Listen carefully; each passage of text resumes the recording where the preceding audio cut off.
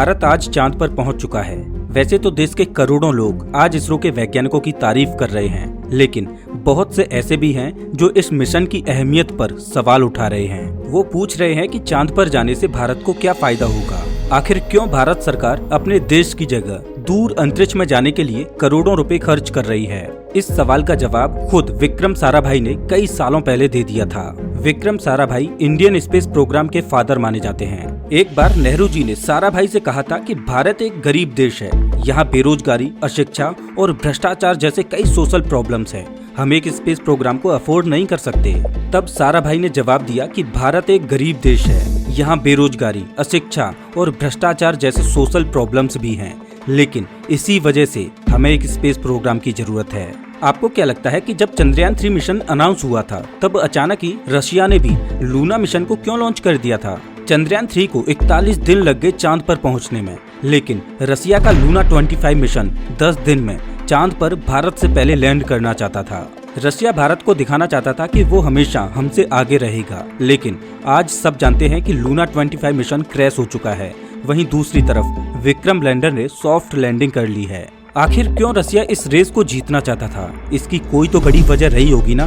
दरअसल भारत से पहले सिर्फ 3 ही देशों ने चांद पर सॉफ्ट लैंडिंग की है। सॉफ्ट लैंडिंग का मतलब है लैंडर को बिना कोई चोट पहुंचाए सेफली चांद की धरती पर उतरना। आज तक केवल रशिया, यूएसए और चाइना ही ऐसा कर पाए हैं, लेकिन अब भारत ने भी अपना नाम इस लिस्ट में दर्ज करवा लिया है।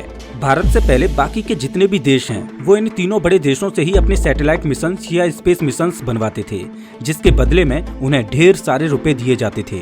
लेकिन अब क्योंकि भारत ने भी दुनिया को दिखा दिया है कि वो चांद पर सक्सेसफुली लैंड कर चुका है, तो दूसरे छोटे देश जो अंतरिक्ष में जाने की रुचि रखते हैं वो भारत को पैसे देकर अपने लैंडर और रॉकेट्स बनवाएंगे।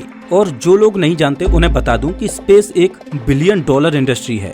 आज इलोन मस्क दुनिया के सबसे अमीर इंसान इसलिए हैं क्योंकि उन्होंने स्पेस मिशंस में अपना पैसा इन्वेस्ट किया था। चंद्रयान 3 की सक्सेस के बाद मुझे पूरा यकीन है कि दूसरे देश हमें ही अपने स्पेस मिशंस के कॉन्ट्रैक्ट देंगे। और इसमें सबसे अच्छी खबर ये है कि चंद्रयान 3 को बनाने में सिर्फ 600 करोड़ रुपए ही लगे थे, जबकि नासा अपने मिशंस में अरबों रुपए खर्च कर देता है। अब आपको अगर एक दुकान में 40 रुपए का नमक मिले, वहीं दूसरी दुकान में वही नमक 20 रुपए में मिले, तो जाहिर सी बात है कि आप 20 रुपए वाला नमक ही खरीदना चाहेंगे, है ना?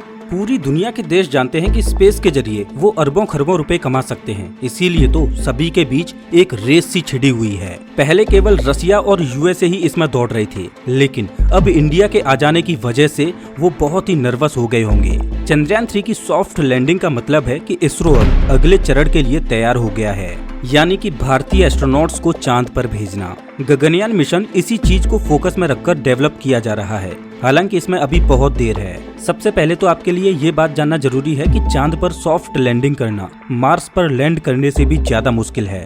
अभी तक बहुत सी कंट्रीज ने चांद और मंगल पर अपने मिशंस लैंड करवाए हैं, लेकिन चांद के धरती से करीब होने के बावजूद भी इसकी लूनर सरफेस लैंडिंग की सक्सेस रेट सिर्फ 27% है। वहीं मार्स पर लैंड करने की कंट्रीज की सक्सेस रेट 40% है। अब ऐसा इसलिए है क्योंकि ऑन एवरेज एक स्पेसक्राफ्ट को मार्स पर जाने के लिए 7 महीनों का समय लग जाता है। इन 7 महीनों में स्पेस एजेंसीज के पास स्पेसक्राफ्ट का पाथ बदलने के लिए या मिशन को किसी भी रूप से चेंज करने के लिए ज्यादा वक्त होता है, लेकिन चांद पर केवल 3 दिनों में ही पहुंचा जा सकता है। अगर स्पेसक्राफ्ट का पाथ इन 3 दिनों में किसी भी वजह से बदला जाता है तो ये सीधा चांद से जाकर टकरा जाएगा। ओरिजिनल पाथ के अलावा अगर स्पेसक्राफ्ट के अंदर कोई भी टेक्निकल प्रॉब्लम आ गई तो उसे ठीक करने का वैज्ञानिकों के पास बिल्कुल भी समय नहीं होगा। इन सभी चीजों को ठीक करने के बाद चांद का लैंडिंग साइट और वहाँ का एटमॉस्फेयर भी बहुत मायने रखता है। अब हम सब जानते हैं कि मार्स के पास एक एटमॉस्फेयर है। जब भी कोई स्पेसक्राफ्ट मार्स के वातावरण में एंटर करता है तो उसकी स्पीड फ्रिक्शन की वजह से अपने आप कम हो जाती है। इस वजह से मार्स मिशंस में थ्रस्टर्स के अलावा पैराशूट का भी इस्तेमाल किया जा सकता है, लेकिन चांद पर ऐसा कोई एटमॉस्फेयर प्रेजेंट ही नहीं है। मून मिशंस को लैंड करने का पूरा लोड केवल थ्रस्टर्स पर आ जाता है और इसमें अगर थोड़ी सी भी चूक हुई तो स्पेसक्राफ्ट क्रैश लैंड हो जाएगा। चंद्रयान 2 ने लगभग इन सारी दिक्कतों को पार कर लिया था, लेकिन चांद के सरफेस से 2.1 किलोमीटर दूर उसका कम्युनिकेशन हमारे स्पेस स्टेशन से टूट गया।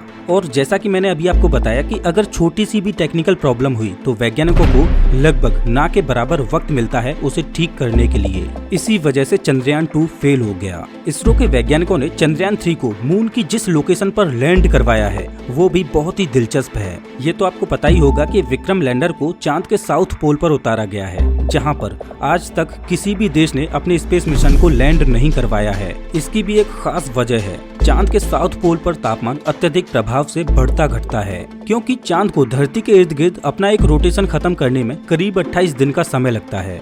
इस वजह से करीब 12 दिनों तक चांद का एक हिस्सा लगातार सूर्य की तरफ होता है। इस हिस्से का तापमान 120 डिग्री सेल्सियस तक पहुंच जाता है। वहीं दूसरी तरफ का हिस्सा उतना ही ठंडा होता है, जिसका तापमान -230 डिग्री सेल्सियस तक होता है। अब चांद का साउथ पोल वो जगह है जो इन दोनों हिस्सों के बीच में आता है। अगर विक्रम लैंडर बहुत तेजी से अपनी लैंडिंग साइट पर लैंड हुआ होता तो एक थर्मल शॉक जनरेट हो सकता था।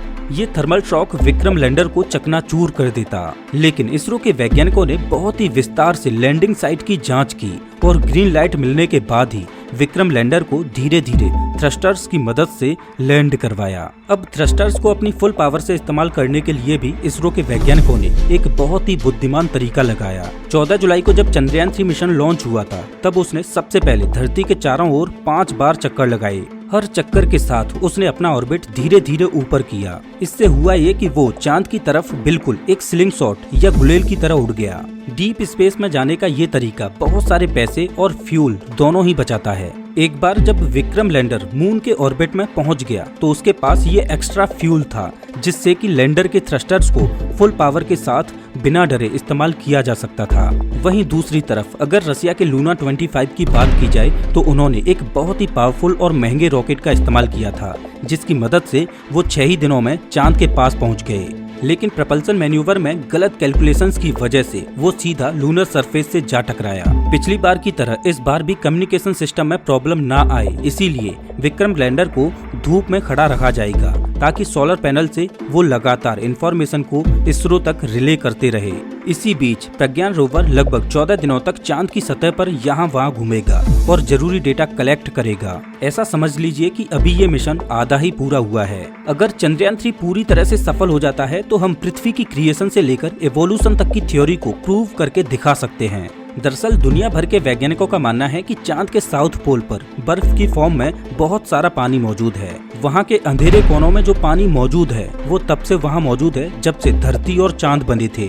उन सैंपल्स की जांच करके हम चांद की परफेक्ट एज का पता लगा पाएंगे। इसके अलावा ये भी देखा गया है कि चांद पर कुछ अद्भुत मैग्नेटिक फील्ड एनोमलीज प्रेजेंट हैं। चांद पर एक बहुत ही अनइवन मैग्नेटिक फील्ड ऑब्जर्व किया गया है। अब ऐसा तब होता है जब प्लैनेट के अंदरूनी हिस्से में एक बहुत ही गर्म कोर मौजूद हो। अगर हम इस मैग्नेटिक फील्ड के होने का कारण पता लगा पाए तो ये समझ सकते हैं कि क्या चांद ओरिजिनली हमारी धरती से ही टूटकर बना था, जैसा कि थिया की एक पॉपुलर थ्योरी कहती है।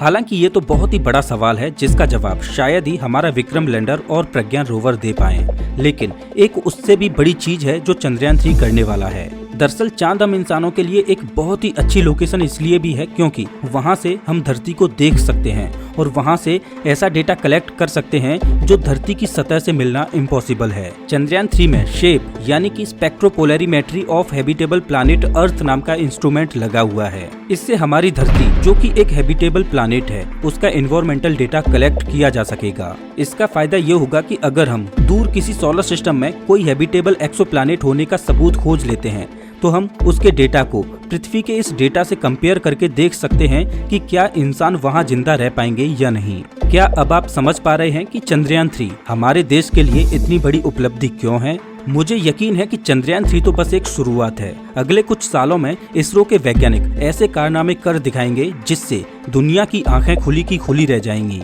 दोस्तों, अगर आपको ये वीडियो अच्छा लगा हो तो इसे लाइक जरूर करें। मिलता हूँ मैं आपसे एक नई वीडियो में, तब तक के लिए नमस्कार।